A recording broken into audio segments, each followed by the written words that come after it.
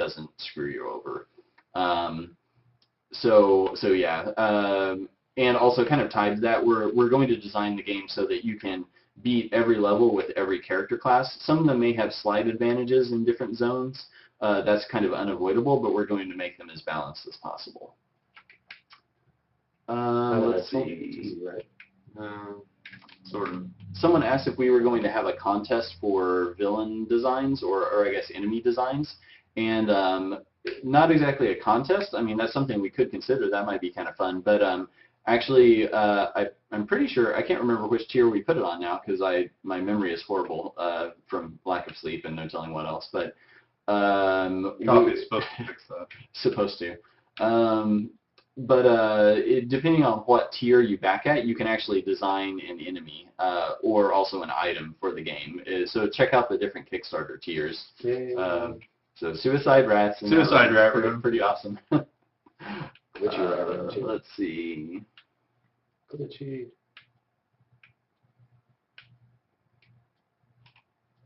Oh, right. Someone asked, will there be some purely exploration or puzzle elements in addition to combat? And yeah, we have a couple rooms in this right now that sort of showcase that a little bit. Yeah, but we're going to have even more complex puzzles in the final game, where you'll actually have to navigate around the dungeon, solve a puzzle to find a key in one room that opens a door elsewhere in the dungeon. So yeah, we want to make it, I mean, obviously not horribly impossible, but pretty complex puzzles. At least as complex as kind of your traditional Zelda or Lufia or Wild Arms and so on. But we also want to base the puzzles quite a bit on the physics systems, and so sometimes you might have to experiment a little bit to find the solution. And so we haven't developed a lot of those just yet, but yeah, like you were saying, you'll be able to see some kind of simple puzzles in this mode.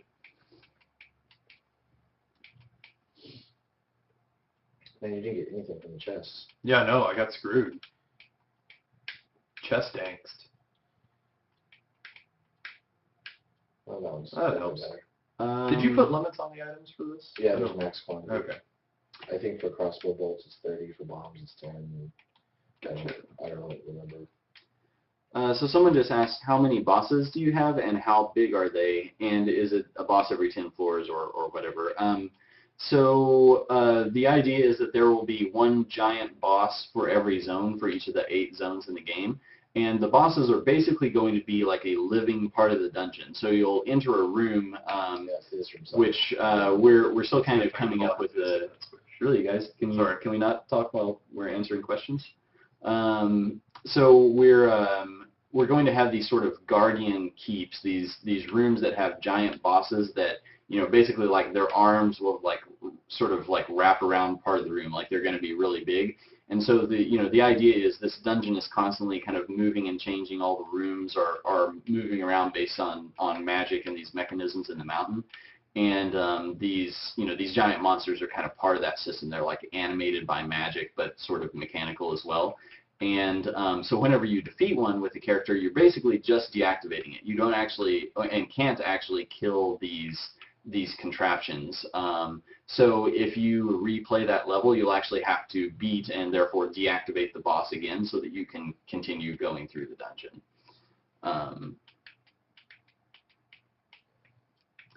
Let's see. So someone was asking, can you back out of a level if you're in a tight spot and you don't want to risk any loot? And we've talked about some ideas for that. What we're actually thinking is that in the first room that you drop down into in any given dungeon level, we're going to have a suicide booth. So you would have to sort of suicide that character, but it will actually leave behind all of their items and weapons. So you could pick a new character and immediately drop down. But the downside is that will also generate a skeleton that you then have to kill, but you'll have the advantage of actually keeping your better weapons and items instead of the skeleton having those weapons and so on.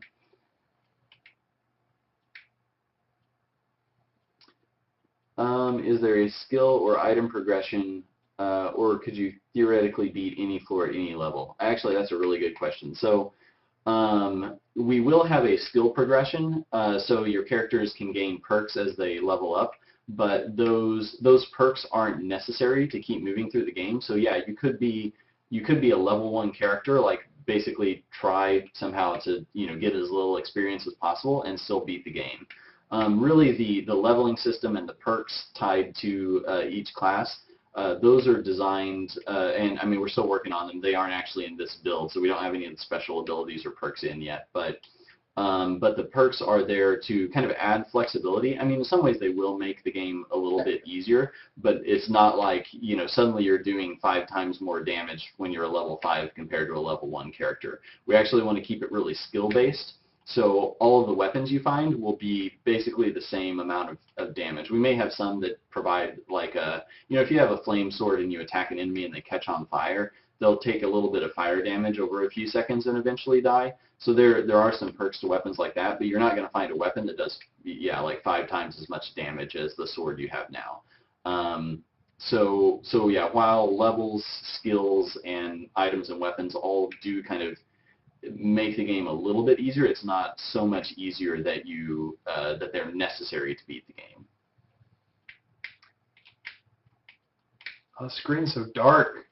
Someone asked, how do you envision the modding environment for the game to work? So there's a lot of things going on with that question. So there's almost everything in the game right now is externally modifiable as it is through XML scripts. Well, databases really at this point. And we use some tools, external tools, and some internal tools. So, you know, if you just want to modify, if you just want to create new levels, that's as simple as just having a copy of Tile, which is what we use just to lay out tile maps. And we support their object layout system, although it's not what you see is what you get, which is less than ideal. But so that's, you know, from day one, you could just do that. If you want to do more complex things, we'll actually provide texture tool and things like that, so you could actually make all new art for a character and that kind of stuff.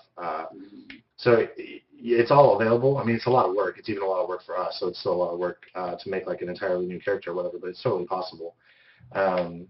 If things get kind of slow here a little bit later in the live stream, we might actually throw up an XML file and modify some of the values and let you guys see what it does in game. So yeah, actually, even like modifying the character properties a little bit just to show, like, I mean, it's not going to look like a, you know, a new balanced character class necessarily, but we can show you some crazy stuff like that. You know, we can make the character 5 times faster and slippery or have more traction or whatever. Ah, the sun just came out. Yeah, that's natural sunlight.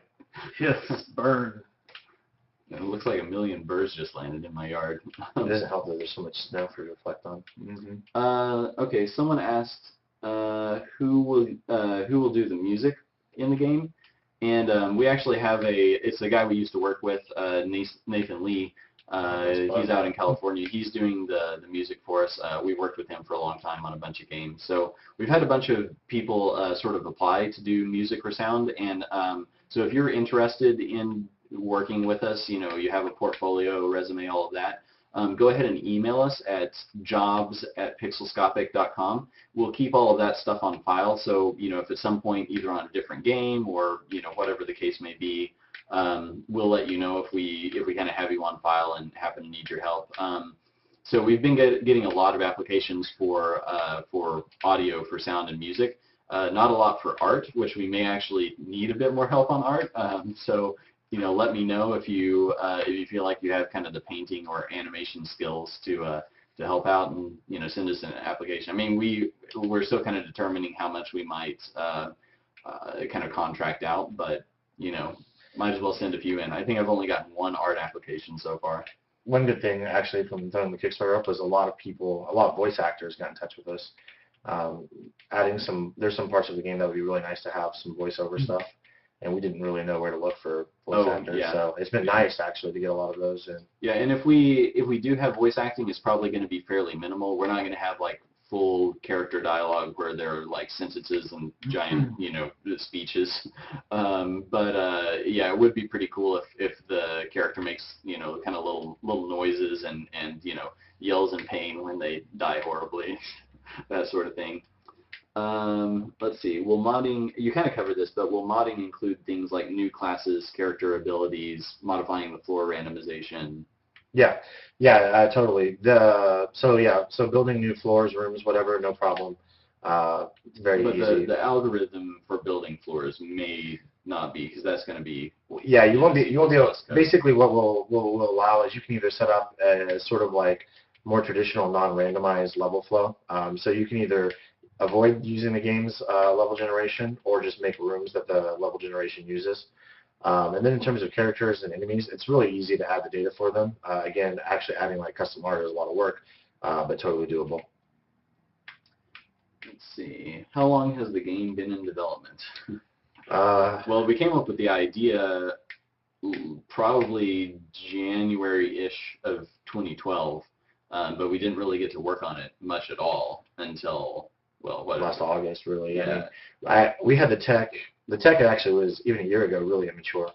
And we were doing a big contract job that took up most of last year.